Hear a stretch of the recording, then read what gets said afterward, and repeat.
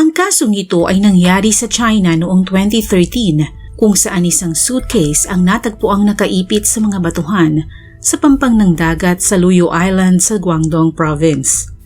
Kapansin-pansin ang suitcase ay nakapaloob sa isang kaha na gawa sa winelding na metal pipes at ang kahang ito ay nakakadena at saka ipinadlock. Ang suitcase ay walang damage maliban sa mga duming kumapit dito. Sa matinding pagkakasara ng suitcase, isang bagay ang malinaw. Pilit itinatago ang laman ng suitcase ng taong nagtapo nito sa dagat.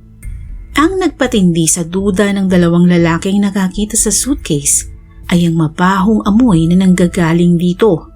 Kaya mabilis silang nagdesisyon na ipagbigay alam na ito sa mga otoridad. Mabilis na tinungo ng mga pulis ang lugar kung saan natagpuan ang kadudadudang suitcase at ang nadiskubre nilang laman nito ay nagpatindig ng kanilang balahibo. Ano nga kaya ang laman ng suitcase? At bakit ito pilit na itinatago ng taong nagtapo noon sa dagat? Alamin natin ang kwento sa likod ng kasong ito.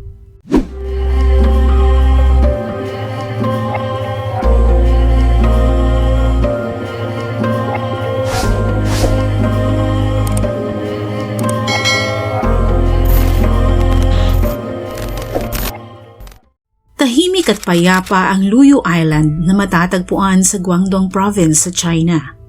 Walang masyadong tao sa paligid dahil malayo sa isla ang mga kabahayan. Noong June 30, 2013, bandang alas 5 ng umaga, tulad ng nakagawian ng dalawang lalaking tagalinis sa isla, ay maaga nilang sinimulan ang kanilang trabaho. Dahil pagtuntong ng alas 10 ng umaga ay masyado nang mainit para magwalis sa paligid. Nasa kalagitnaan sila ng paglilinis nang mapansin nila ang isang suitcase na nasa loob ng isang kaha na gawa sa metal pipes. Nakakadena ito at ang kadena ay may kandado. Maganda at parang bago pa ang nasabing suitcase. Napadpad ito sa pangpang kaya naipit sa mga bato.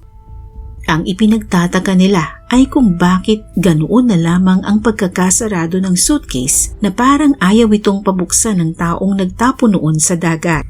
Pero mas nagduda sila dahil nang lapitan nila ang suitcase ay umalingasaw ang mabahong amoy na nagmumula doon.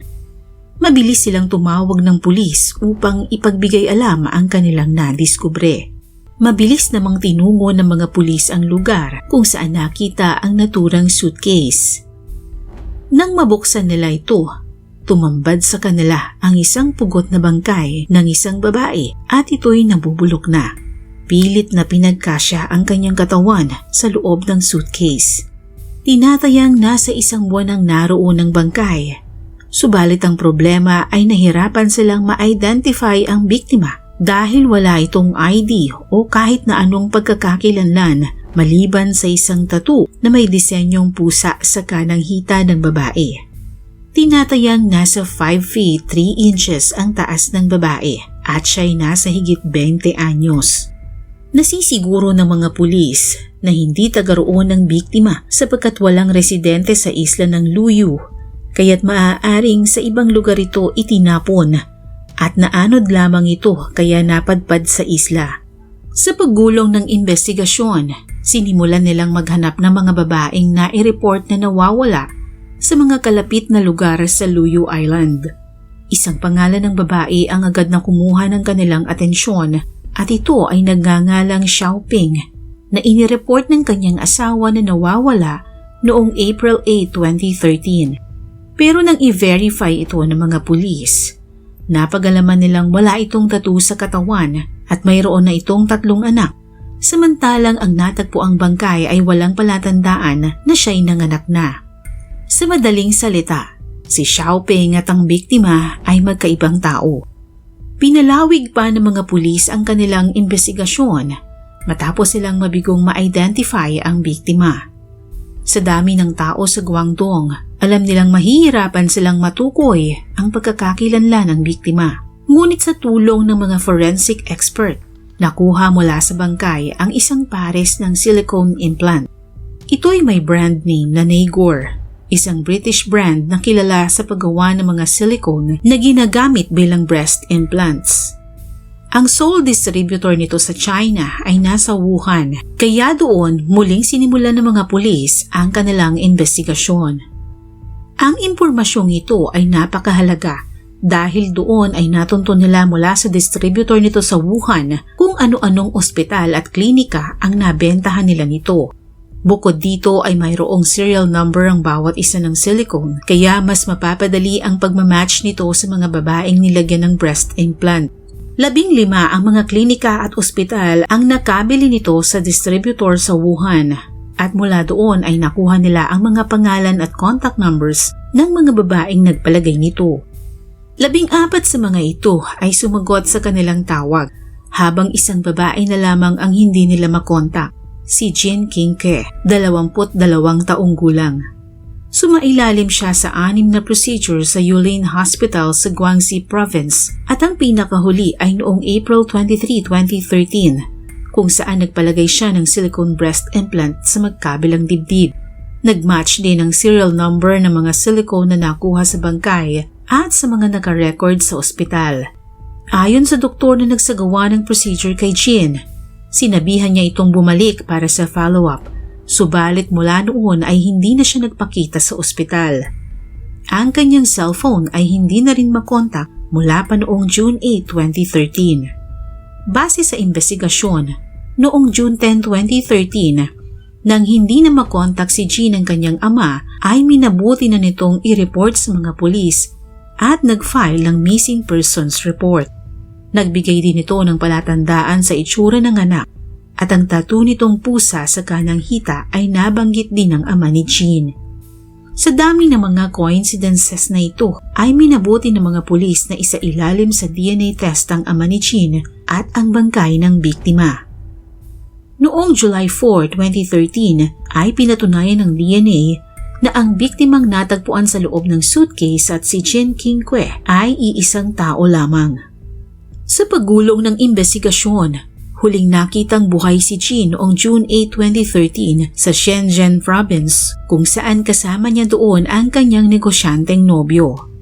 Pagbalik nilang dalawa sa Shenzhen noong June 6, 2013 ay tumuloy si Jin sa isang kaibigan habang ang kanyang boyfriend ay agad namang bumalik ng Hong Kong kung saan ito naninirahan.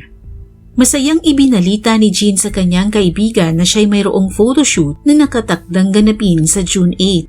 Hinanap naman ng mga pulis ang nasabing photographer upang tanungin, subalit ayon sa photographer, hindi sila nakita ni Jin noong June 8 kung kailan dapat sana'y nakatakda silang mag-photoshoot. Saksi ang dalawa pa niyang kasama na hindi sumipot si Jin sa kanilang usapan ng araw na iyon. Nainis pa nga raw sila kay Jin dahil hindi ito tumupad sa kanilang usapan. Dahil sa solidong alibay ng photographer at ng kanyang mga kasama, pansamantala silang tinanggal sa listahan ng mga suspect. Nagsimula muli ng panibagong investigasyon ang mga pulis at sa pagkakataong ito ay napag-alaman nilang nawawala ang 6 na ATM cards ni Jin at nang kanila itong i-check, nalaman nilang may withdrawal sa mga cards na may kabuuang $9,200 noong June 9, 2013 sa Guangxi Province. Nang i-check nila ang CCTV kung saan naroon ang ATM machine kung saan nai-withdraw ang pera. Isang lalaking naka-hoodie at nakatape ang ilong ang nakita nila sa video na nag-withdraw ng paulit-ulit. Alam nitong may CCTV sa lugar kaya pilit niyang ikinukubli ang kanyang mukha para hindi siya makilala. Pero isang bagay ang naging pagkakamali ng suspect dahil napag-alaman ng mga investigador na nawawala ang 2 cellphone ng biktima. Na-trace nila ang lokasyon ng cellphone at ito'y natagpuan nila sa isang tindahan ng gadgets sa Guangxi.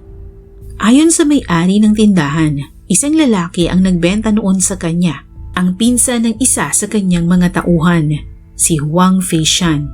Nang i-profile siya ng mga investigador, napag-alaman nilang si Wang Feishan ay 29 na taong gulang at walang permanenteng trabaho maliban sa paminsan-minsang pagmamaneho ng taxi. Lulong din ito sa sugal kahit na may asawa at anak ito. Naghanap ng CCTV ang mga pulis sa paligid ng tindahan at doon nga ay nakakita sila ng isa. Sa CCTV, nakita nila si Wang na pumasok sa isang taxi at ito ay minamaneho niya. Pumasok ang taxi sa isang makitid na kalsada. Ipinagtaka ng mga investigador kung ano ang ginawa nito sa loob ng apartment, kung bakit ito nagtagal doon ng 7 oras. Sigurado ang mga pulis na hindi siya doon nakatira dahil sa ibang lugar sila nangungupahan ng kanyang pamilya. Hindi na nag-aksaya ng oras ang mga pulis at noon din ay kumilos na sila upang isearch ang naturang apartment. Ang mga pinto, sahig at bintana ay may bakas ng dugo. Sa loob ay nadiskubre nila ang isang kahon na binuhusan ng semento. Kahina-hinala ang laman ng kahon dahil sa pagkakasemento dito na para bang may kung anong laman nitong hindi dapat madiskubre. Nang sapilitang buksan ito ng mga pulis, nadiskubre nila ang nawawalang ulo ng bangkay na kanilang nakuha sa loob ng suitcase. Dahil sa mga ebidensyang natagpuan nila ay naging sapat ito upang makasuhan si Wang ng murder. Subalit matindi ang kanyang pagtanggi na siya ang may kagagawa ng krimen. Inamin niya na naisakay niya sa taxi ang biktima bandang 3:00 ng hapon ng June 8, 2013. Subalit nang ibaba daw niya ito ay hindi na niya alam kung saan ito nagpunta. Ayon sa kanya, nagpunta siya sa apartment na iyon sa Guangxi upang magsugal. May mga kasama daw siya sa loob na nagsusugal din, subalit hindi niya mapangalanan kung sino-sino ang mga ito. Wala din silang nakitang ibang pumasok sa compound maliban sa kanyang taxi. Tanging ang taxing minamaneho niya ang nakita sa CCTV na pumasok sa loob at lumabas makalipas ang 7 oras noon mismong araw ng June 8, 2013. Hindi rin niya maipaliwanag kung bakit naroon sa kahon ang kanyang fingerprint. Bagay na lalong nagpatunay na siya ang may kagagawan sa krimen. Mas lalong bumigat ang kanyang kaso nang lumabas sa pag-aaral ng mga doktor na sumuri sa biktima na ito ay napagsamantalahan din bago pinatay sa pamamagitan ng pagsakal. Naisipan niyang ilagay sa suitcase ang biktima at kaya niya pinutol ang ulo ay para hindi ito makilala. Nag-drive siya patungo sa dagat ng Guangxi. At doon niya itinapon ng suitcase na ikinulong pa niya sa kaha na gawa sa metal pipes. Sa kanya ito ikinadena at ipinadlock. Ginawa niya ito para hindi ito lumutang, subalit hindi na niya nakuhang isunod na itapon ng kahon kung saan naman niya inilagay ang ulo at iniwan na lamang niya ito sa apartment. Sa pagliliti sa kanyang kaso, naipresenta ng prosekusyon ang lahat ng ebidensyang nagtuturo na siya ang pumatay at nagsamantala kay Jing Qingque, kaya't sa huli ay pinatawan siya ng parusang kamatayan. Umapela siya sa mataas na hukuman, subalit pinagtibay lamang nito ang naging hatol sa kanya.